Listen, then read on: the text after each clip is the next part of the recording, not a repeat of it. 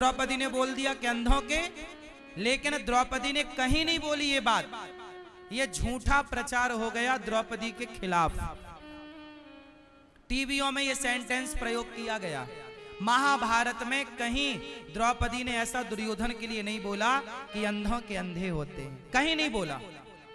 आप भी पढ़ के देख लेना पूरा महाभारत, ये प्रसंग पढ़ लेना जहां ये शब्द है, कहीं नहीं। इसका मतलब ये हुआ कि द्रौपदी की कोई गलती नहीं थी, द्रौपदी तो निर्दोष है। द्रौपदी ने ये कहा ही नहीं। देखो समाज की अज्ञानता, ये घटना घटी त्रेता में, सॉरी द्वापर में, ये घटना घटी द्वापर में, लेकिन आज कलयुग चल रहा है।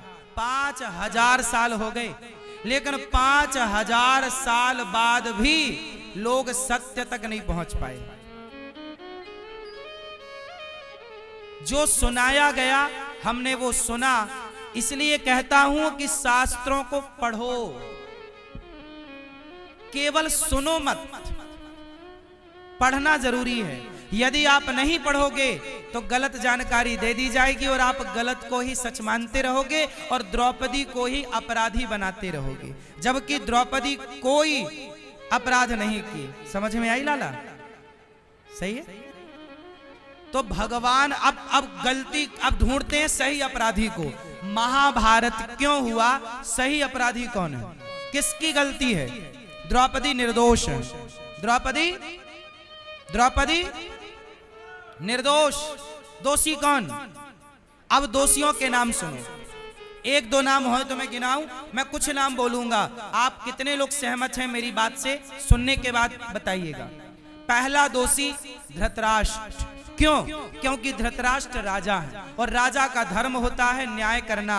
जब द्रौपदी की साड़ी खिंची तो क्या राजा का धर्म नहीं था कि द्रौपदी के साथ न्याय करें? लेकिन खुद का बेटा खींच रहा था दुशासन, तो धृतराष्ट्र चुप थे। तो धृतराष्ट्र से सवाल होगा कि तुम्हारा बेटा गलत करेगा तो क्या तुम्हारा बेटा है इसलिए उसे माफ कर दिया जाएगा चूंकि राजा का बेटा है? तो राजा के बेटा को क्या किसी महिला के कपड़े उतारने का अधिकार दिया जाएगा? क्या राजा का बेटा होने से नारी का अपमान करने का आपको लाइसेंस मिल जाता है? ये सवाल धृतराष्ट्र से। इसलिए धृतराष्ट्र की चुप्पी, धृतराष्ट्र ने सही न्याय नहीं किया। महाभारत क्यों हुआ? महाभारत हुआ जमीन के बंटवारे से। यदि भगवान कृष्ण बनकर गए शांति दूत, भगवान पांडवों के पक्ष से क्या बने? शांति प्रस्ताव लेकर गए। ए दुर्योधन 5 गांव दे दो दुर्योधन 5 ग्राम रखो अपनी धरती तमाम। भगवान कृष्ण बोले दुर्योधन पांडवों को कितने गांव दे दो? जोर से। पर दुर्योधन वह भी दे ना सका और आशीष समाज का ले ना सका। जब नाश मनुज पर छाता है पहले विवेक मर जाता है। दुर्योधन के विनाश काले विपरीत बुद्धि, भगवान कृष्ण की आज्ञा का उल्लंघन कर दिया दुष्ट दुर्योधन ने।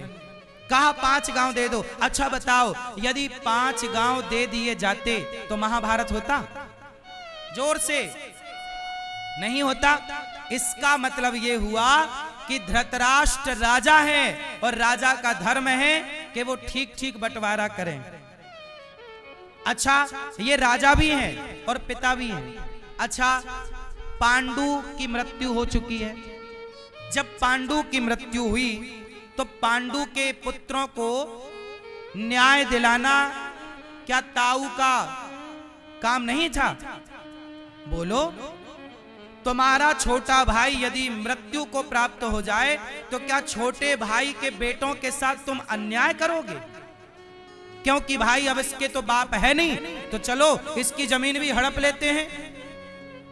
जब पांडु मरे तब 5 पांडव छोटे छोटे थे। बोलो हाँ। इसी छोटेपन का, इसी भोलेपन का फायदा धृतराष्ट्र ने उठा लिया और जुआ का खेल रचा। जुआ का खेल क्यों खेला गया? धृतराष्ट्र ने खुद बुलाया। जुआ सभा किसने लगाई? जुआ सभा धृतराष्ट्र के आवाहन पर लगी। महाभारत पढ़ के देखना, धृतराष्ट्र ने निमंत्रण दे के बुलाया पांडवों को, आओ। और जुआ जब हुआ था तो जुआ केवल एक टाइम पास था, लेकिन बाद में उसे षड्यंत्र के तहत बदल दिया गया उस पे कि आपने ये लगाओ, ये द्रौपदी लगा दो दाव पर, राज्य लगा दो दाव। सब हार गए। हार क्यों गए? क्योंकि शकुनी जो पासे फेंक रहा था वो शकुनी के बाप की हड्डियों के पासे थे, सिद्ध पासे थे।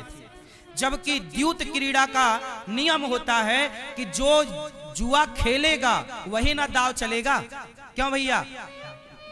ये बताओ कि जुआ कौन खेल रहा था, शकुनी खेल रहा था या दुर्योधन? जब दुर्योधन खेल रहा था तो पासे दुर्योधन को फेंकना चाहिए था, न्याय तो यही था। क्यों जी, बात सही है? लेकिन पासे कौन फेंक रहा था?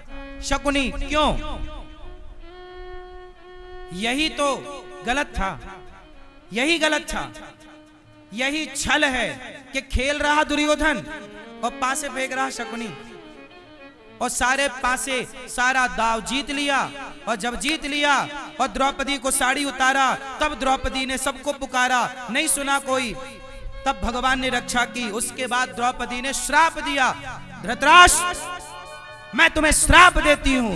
तब धृतराष्ट्र कांप गए कि द्रौपदी पतिव्रता नारी है, श्राप देगी तो नाश कर देगी। धृतराष्ट्र बोले, ना ना बेटी बेटी बेटी, तुम अपना श्राप ना निकालना। बेटी एक काम करो, मेरे पांडवों ने जो जीता मैं सब मेरे कौरवों ने जो जीता सब वापस करता हूं, सब तुम्हारा राज्य तुम ले लो, तुम्हारा धन तुम ले, सब। महाभारत में लिखा है कि द्रौपदी के श्राप के डर से धृतराष्ट्र ने जीता हुआ धन वापस कर दिया। जब वापस किया तो शकुनी ने अड़ंगा लगाया, शकुनी ने अपनी टांग घुसा दी। शकुनी बोला कि नहीं, हम ऐसे वापस नहीं करेंगे, पहले पांडवों को 12 साल का वनवास होगा और 1 वर्ष का अज्ञातवास होगा। यदि ये 5 पांडव 12 साल वनवास में रह के 1 वर्ष अज्ञातवास में रह के आएंगे और नहीं पहचाने जाएंगे, तब हम इनका धन वापस करेंगे। ये बात थी। अब जब पांडवों का 12 साल का वनवास 1 वर्ष का अज्ञातवास हो गया तो पांडवों ने अपना धन मांगा कि भैया जो वादा किया अब वो निभाओ। तो भगवान कृष्ण गए शांति दूत बनकर। तो दुर्योधन ने भगवान कृष्ण को बांधने का प्रयास किया, भगवान पर ही टूट पड़ा दुर्योधन। धृतराष्ट्र तमाशा देख रहे थे। जब तुम्हारी औलाद धृतराष्ट्र, जब तुम्हारा बेटा श्री कृष्ण का अपमान कर रहा था भरी सभा में, तब तुम क्या कर रहे थे? तुम्हारा बेटा है तो वो नारी का भी अपमान करेगा, भगवान का भी अपमान करेगा, और तुम अंधेपन का केवल फायदा उठाओगे कि भाई हम तो अंधे। 5 गांव दे देता दुर्योधन तो महाभारत होता। जब आपने बोला है कि दूंगा, क्यों नहीं दिया? इसलिए कहता हूं हाथ जोड़कर, आप लोग अपने बेटों का बंटवारा मरने के पहले ठीक ठीक कर देना, नहीं तो आपके मर जाने के बाद कहीं बेटे आपस में लड़के ना मर जाएं। झगड़ा क्यों होता है? सही बंटवारा, महाभारत इसका उदाहरण है। सही बंटवारा नहीं हुआ इसलिए महाभारत हो गया। क्यों जी, बात सही है कि गलत है?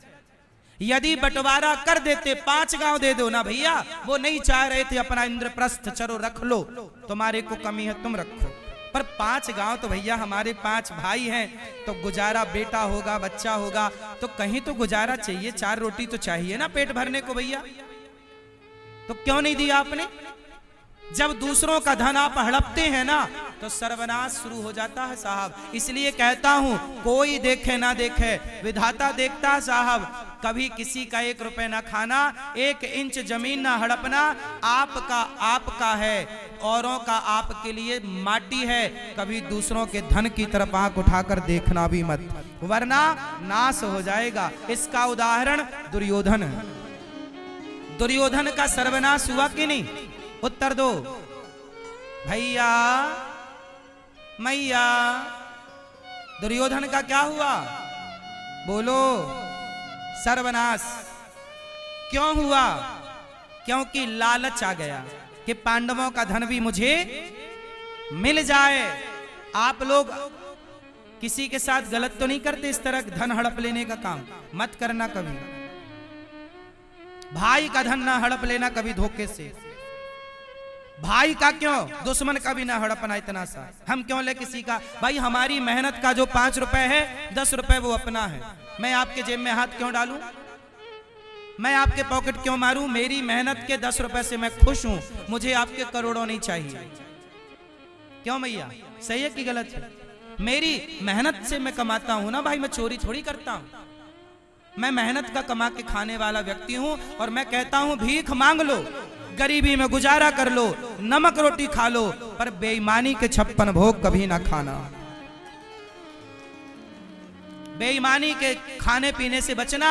अरे बेईमान दुर्योधन ने परोसा तो था 56 भोग श्री कृष्ण को, खाए? बोलो, बोले मैं नहीं खाऊं तेरा धन, तेरा अन्न। तेरी माँ ने 56 भोग बनाया होगा, तुझे मुबारक है, मैं तो विदुरानी का छिलका खाऊंगा। दुर्योधन की मेवा त्यागी और साग विदुर घर खाई। सबसे ऊंची प्रेम सगाई। दुर्योधन की मेवा त्याग दी मेरे कन्हैया ने। मेरा ठाकुर मेरा कन्हैया यही तो समझाता है, दुनिया वालों छिलके खा के गुजारा कर लेना, पर बेईमानों के घर भोजन ना करना, बेईमानों की रोटी ना खाना।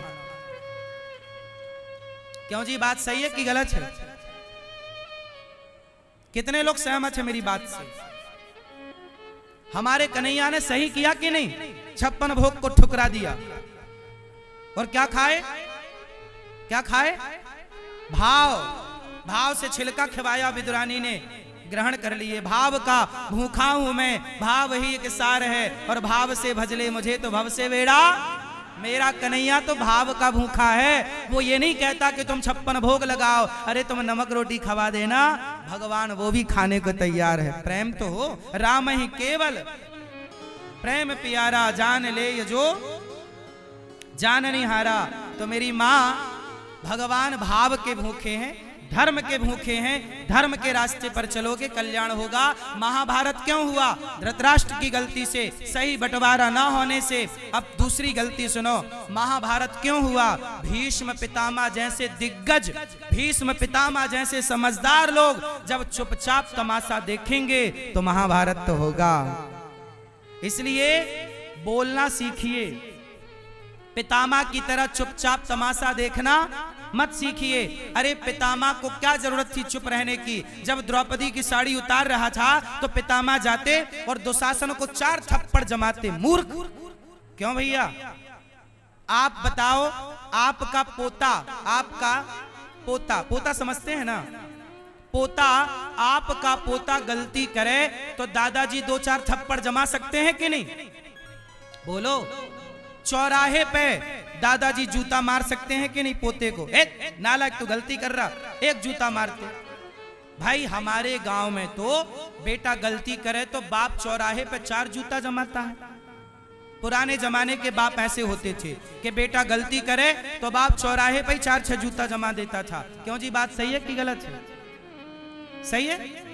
बाप ये नहीं देखता था कि ये चौराहा है, लोग देख रहे हैं, देखता भाई बाप मार रहा है बेटे को, इसमें कोई आश्चर्य नहीं है।